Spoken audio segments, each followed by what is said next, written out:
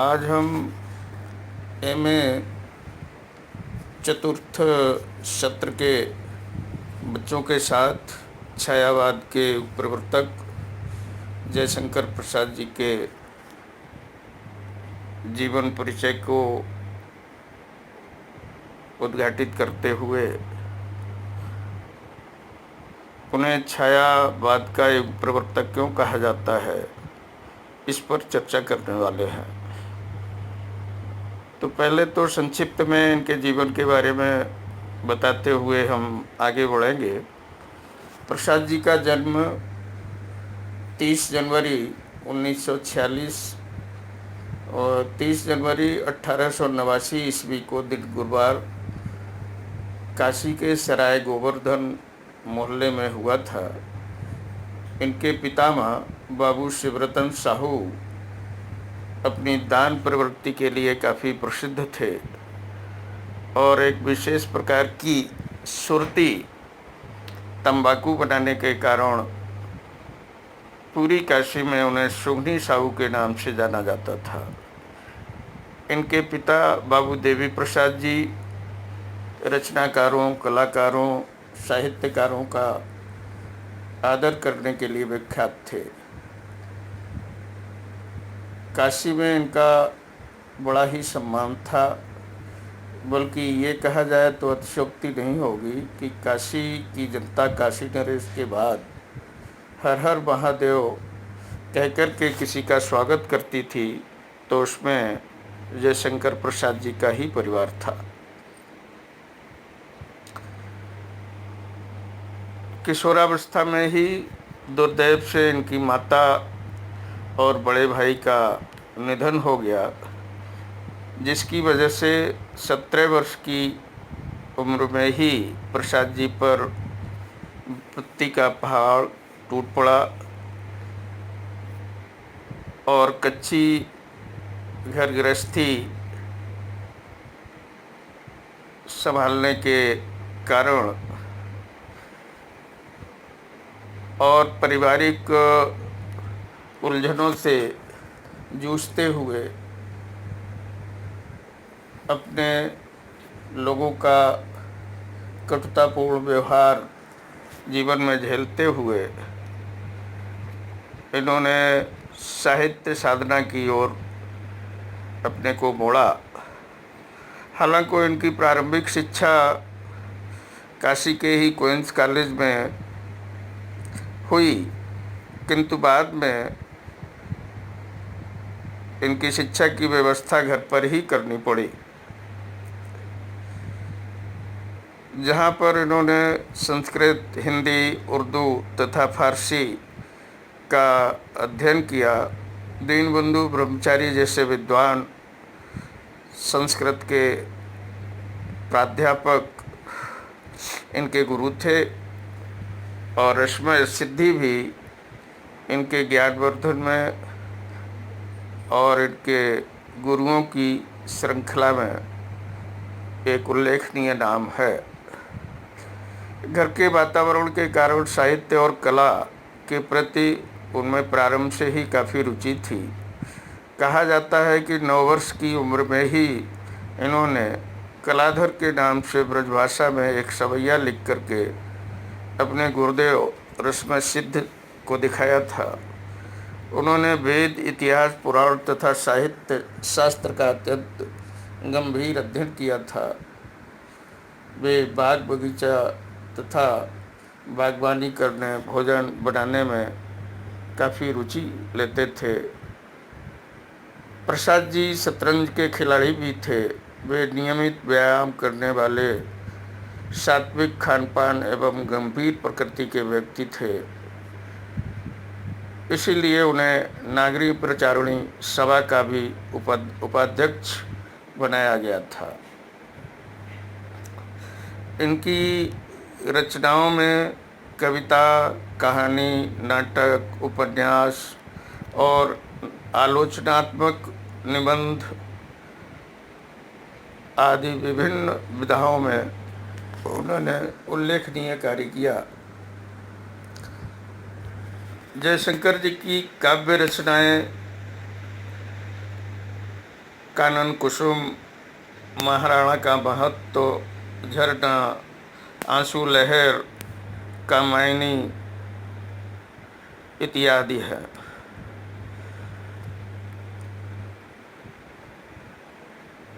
काव्य पथ अनुसंधान की रचनाएं और रस सिद्ध रचनाएं, इनकी दो प्रकार की विधा काव्य में देखने को मिलती है। आंसू लहर तथा कामायनी ये रस सिद्ध रचनाएं हैं। इन्होंने काव्य रचना ब्रजभाषा में आरंभ की और धीरे धीरे खड़ी बोली को अपनाते हुए इस भांति अग्रसर हुए कि खड़ी बोली के मूर्धन्य कवियों में उनकी गणना की जाने लगी और वे युग प्रवर्तक कवि के रूप में प्रतिष्ठापित हुए। कहानी संग्रह कथा के क्षेत्र में प्रसाद जी की आधुनिक ढंग की कहानियों के रचयिता माने जाते हैं। सन 1912 ईस्वी में हिंदू में उनकी पहली कहानी ग्राम प्रकाशित हुई थी। उन्होंने कुल 70-75 कहानियाँ लिखी हैं। उनकी कहानी संग्रह में छाया, प्रतिध्वनि, आकाशदीप, आंधी और इंद्रजाल आदि प्रमुख हैं। उपन्यास ने 3 उपन्यास इनके काफ़ी प्रसिद्ध उपन्यासों में कंकाल में इन्होंने नागरिक सभ्यता का अंतर यथार्थ उद्घाटित किया गया है। तितली में ग्रामीण जीवन के सुधार के संकेत हैं। यथार्थवादी उपन्यास होने के कारण आदर्शों उन्मुख नहीं हो पाए, किंतु इन उपन्यासों के द्वारा प्रसाद जी हिंदी में यथार्थवाद उपन्यास लेखन के क्षेत्र में अपनी गरिमा स्थापित करने में सफल हुए। इरावती ऐतिहासिक पृष्ठभूमि पर लिखा गया उनका अधूरा उपन्यास है, जो रोमांस के कारण ऐतिहासिक रोमांस के उपन्यासों में विशेष आदर का पात्र है। इन्होंने अपने उपन्यासों में ग्राम, नगर, प्रकृति और जीवन का मार्मिक चित्रण किया है, जो भावुकता और कवित्व से पूर्ण होते हुए भी प्रौढ़ लोगों की शैल्पिक जिज्ञासा का समाधान करता है। नाटक प्रसाद ने 8 ऐतिहासिक, 3 पौराणिक और 2 भावनात्मक कुल 13 नाटकों की सर्जना की है। कामना और एक घूंट को छोड़कर ये नाटक मूलतः इतिहास पर आधारित हैं। इनमें महाभारत से लेकर हर्ष के समय तक के इतिहास से सामग्री ली गई है। वे हिंदी के सर्वश्रेष्ठ नाटककार हैं। उनके नाटकों में सांस्कृतिक और राष्ट्रीय चेतना इतिहास की भित्ति पर संस्थित है। स्कंदगुप्त, चंद्रगुप्त, ध्रुवस्वामिनी, जन्मेजय का नाग यज्ञ, राज्यश्री, कामना, एक घूंट। जयशंकर प्रसाद ने अपने दौर के पारसी रंगमंच की परंपरा को अस्वीकार करते हुए भारत के गौरव में अतीत के अनमोल चरित्रों को सामने लाते हुए अविस्मरणीय नाटकों की रचना की। अनेक नाटक स्कंदगुप्त, चंद्रगुप्त आदि में स्वर्णिम अतीत को सामने रखकर मानो एक सोए हुए देश को जागने की प्रेरणा दी। उनके नाटकों में देश प्रेम का स्वर अत्यंत दर्शनीय है और कई बार तो हिमाद्रि तुंग श्रृंग से अरुण ये मधुमय देश हमारा जैसे राष्ट्रभक्ति के गीतों की भी प्रधानता दिखाई पड़ती है। निबंध प्रसाद ने प्रारंभ में समय समय पर हिंदू में विविध विषयों पर सामान्य निबंध लिखे। बाद में उन्होंने शोधपरक ऐतिहासिक निबंध जैसे सम्राट चंद्रगुप्त मौर्य, प्राचीन आर्यवर्त और उसका प्रथम सम्राट आदि भी लिखे हैं। ये उनकी साहित्यिक मान्यताओं की विशेषता, वैज्ञानिक भूमिका प्रस्तुत करते हैं। विचारों की गहराई, भावों की प्रबलता तथा चिंतन और मनन की गंभीरता के ये ज्वलंत प्रमाण हैं। जयशंकर प्रसाद जी को कामायनी पर मंगला प्रसाद पारितोषिक प्राप्त हुआ था। अपनी बहुमुखी प्रतिभा के धनी प्रसाद जी का जीवन कुल 48 वर्ष का है। इसी में उनकी रचना प्रक्रिया विभिन्न साहित्यिक विधाओं में प्रतिफलित हुई है। कभी कभी आश्चर्य होता है कि कविता, उपन्यास, नाटक और निबंध सभी में उनकी गति समान है, किंतु अपनी हर विधा में उनका कवि सर्वत्र मुखरित दिखाई पड़ता है। वस्तुतः एक कवि की गहरी कल्पनाशीलता ने ही साहित्य को अन्य विधाओं में उन्हें विशिष्ट और व्यक्तिगत प्रयोग करने के लिए अनुप्रेरित किया। उनकी कहानियों का अपना पृथक और सर्वथा मौलिक शिल्प है। उनके चरित्र चित्रण का, भाषा सौष्ठव का, वाक्य गठन का सर्वथा निजी प्रतिष्ठान है। उनके नाटकों में भी इसी प्रकार के अभिनव और श्लाघ्य प्रयोग मिलते हैं।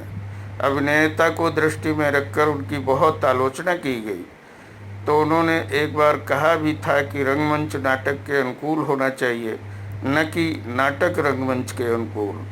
उनका ये कथन ही नाटक रचना के आंतरिक विधान को अधिक महत्वपूर्ण सिद्ध कर देता है।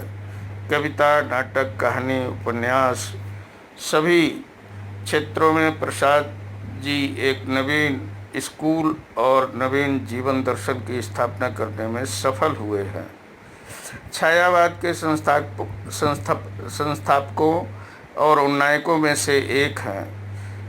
वैसे सर्वप्रथम कविता के क्षेत्र में इस नव अनुभूति के वाहक वही रहे हैं और प्रथम विरोध भी उन्हीं को सहना पड़ा। भाषा, शैली और शब्द विन्यास के निर्माण के लिए जितना संघर्ष प्रसाद जी को करना पड़ा, उतना शायद दूसरों को नहीं।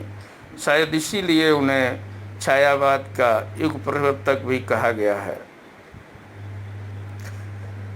इनकी भाषा शैली में भाव पक्ष भी दिखाई पड़ता है। बीती विभावरी जागरी, अंबर पनघट में डुबो रही, तारा घट उषा नागरी, बीती विभावरी जागरी। इसी प्रकार से आगे, खग कुलकुल कुलसा बोल रहा, किसलय का अंचल डोल रहा, लो ये लतिका भी भर लाई, मधु मुकुल नवल रस गागरी, बीती विभावरी जागरी। प्रसाद जी की रचनाओं में जीवन के विशाल क्षेत्र समाहित हैं। प्रेम, सौंदर्य, देश प्रेम, रहस्यानुभूति, दर्शन, प्रकृति चित्रण और धर्म विविध विषयों को अभिनव और आकर्षक भंगिमा के साथ अपने काव्य प्रेमियों के सम्मुख इन्होंने प्रस्तुत किया है। इसके अतिरिक्त प्रकृति का अलंकारिक, मानवीकृत, उद्दीपक और उपदेशिका स्वरूप भी प्रसाद जी के काव्य में प्राप्त होता है। प्रसाद प्रेम और आनंद के कवि हैं। प्रेम मनोभावों का बड़ा सूक्ष्म और बहुविध निरूपण करता है। प्रेम का वियोग पक्ष और संयोग पक्ष दोनों ही पूर्ण छवि के साथ विद्यमान है। आंसू आपका प्रसिद्ध वियोग काव्य है। उसके एक एक शब्द में विरह की सच्ची पीड़ा का चित्र विद्यमान है। जैसे जो घनीभूत पीड़ा थी मस्तक में स्मृति सी छाई, दुर्दिन में आंसू बनकर वो आज बरसने आई। प्रसाद जी हिंदी काव्य में छायावादी प्रवृत्ति के प्रवर्तक हैं। आंसू और कामायनी आपके छायावादी कवित्व के परिचायक हैं। छायावादी काव्य की सभी विशेषताएं आपकी रचनाओं में प्राप्त होती हैं। प्रसाद जी भावों की तीव्रता और मूर्तता प्रदान करने में के लिए प्रतीकों का सटीक प्रयोग करते हैं। प्रसाद का काव्य मानव जीवन की को पुरुषार्थ और आशा का संदेश देता है। प्रसाद का काव्य मानवता के समग्र उत्थान और चेतना का प्रतिनिधि है। उसमें मानव कल्याण के स्वर हैं। कवि प्रसाद ने अपनी रचनाओं में नारी के विविध रूप, गौरवमय स्वरूप के अभिनव चित्र उपस्थित किए हैं। कला पक्ष के रूप में देखें तो प्रसाद के काव्य का कला पक्ष भी पूर्ण, सशक्त और संतुलित है। उनकी भाषा शैली, अलंकरण, छंद, योजना सभी कुछ एक महाकवि के इस तरह अनुकूल है। भाषा, प्रसाद जी की भाषा के कई रूप उनके काव्य की विकास यात्रा में दिखाई पड़ते हैं। आपने प्रारंभ ब्रजभाषा से किया और फिर गढ़ी बोली को अपनाकर उसे परिष्कृत, प्रवाहमयी, संस्कृतनिष्ठ भाषा के रूप में अपनी काव्य भाषा बना लिया। प्रसाद जी का शब्द ध्वन्यात्मक सौंदर्य से भी समन्वित है। प्रसाद जी की शैली में परंपरागत तथा नव्य अभिव्यक्ति कौशल का सुंदर समन्वय है। उसमें ओज, माधुरी और प्रसाद तीनों गुणों की सुसंगति है। विषय और भाव के अनुकूल विविध शैलियों का प्रौढ़ प्रयोग उनके काव्य में प्राप्त होता है। वर्णनात्मक, भावात्मक, अलंकारिक, सूक्तिपरक, प्रतीकात्मक आदि शैली रूप उनकी अभिव्यक्ति को पूर्णता प्रदान करते हैं। वर्णनात्मक शैली में शब्द चित्रांकन की कुशलता दर्शनीय है।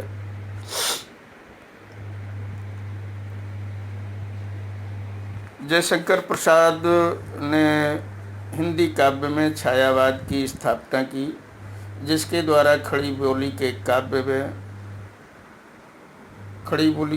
में कवनीय माधुर्य की रस सिद्धि धारा प्रवाहित हुई है और वो काव्य की सिद्ध भाषा बन गई।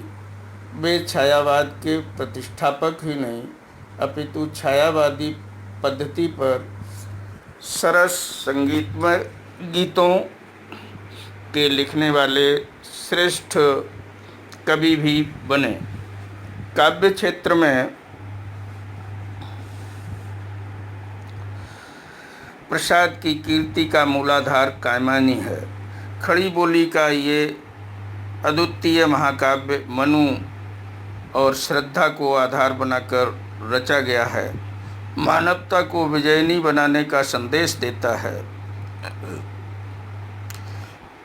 ये रूपक कथा काव्य भी है, जिसमें मनु, श्रद्धा और इड़ा के योग से अखंड आनंद की उपलब्धि का रूपक प्रत्याभिज्ञा दर्शन के आधार पर संयोजित किया गया है। उनकी ये कृति छायावाद और खड़ी बोली की काव्य गरिमा का ज्वलंत उदाहरण है। सुमित्रानंदन पंत इसे हिंदी में साहित्य का ताजमहल की संज्ञा देते हैं। शिल्प विधि, भाषा सौष्ठव एवं भावाभिव्यक्ति की दृष्टि से इसकी तुलना बड़ी खड़ी बोली के किसी भी काव्य में नहीं की जा सकती। जयशंकर प्रसाद ने अपने दौर के पारसी रंगमंच की परंपरा को अस्वीकारते हुए भारत के गौरवमय अतीत के अनमोल चरित्रों को सामने लाते हुए अविस्मरणीय नाटकों की रचना की है। उनके नाटक स्कंदगुप्त, चंद्रगुप्त आदि में स्वर्णिम अतीत को सामने रखकर मानो एक सोए हुए देश को जगाने की प्रेरणा दी है। उनके नाटकों में देश प्रेम का स्वर अत्यंत दर्शनीय है और इन नाटकों में कई अत्यंत सुंदर और प्रसिद्ध गीत भी मिलते हैं। हिमाद्रि तुंग सुरंग से अरुण ये मधुमय देश हमारा आदि गीत इनके नाटक को रसमय और प्रवाहपूर्ण बनाते हैं। जयशंकर प्रसाद जी का देहांत 15 नवंबर सन 1937 ईस्वी में हो गया। प्रसाद जी भारत के उन्नत अतीत का जीवित वातावरण प्रस्तुत करने में सिद्धहस्त थे। उनकी कितनी ही कहानियाँ ऐसी हैं जिनमें आदि से अंत तक भारतीय संस्कृति एवं आदर्शों की रक्षा का सफल प्रयास किया गया है और आंसू ने उनके हृदय की उस पीड़ा को शब्द दिए जो उनके जीवन में अचानक मेहमान बनकर आई और हिंदी समृद्ध भाषा को समृद्ध बनाकर चली गई। जब तक हिंदी साहित्य का इतिहास रहेगा उसके नक्षत्र उसके आकाश में ये नक्षत्र छायावाद के एक चमकते हुए सितारे सा हमेशा जगमगाता रहेगा।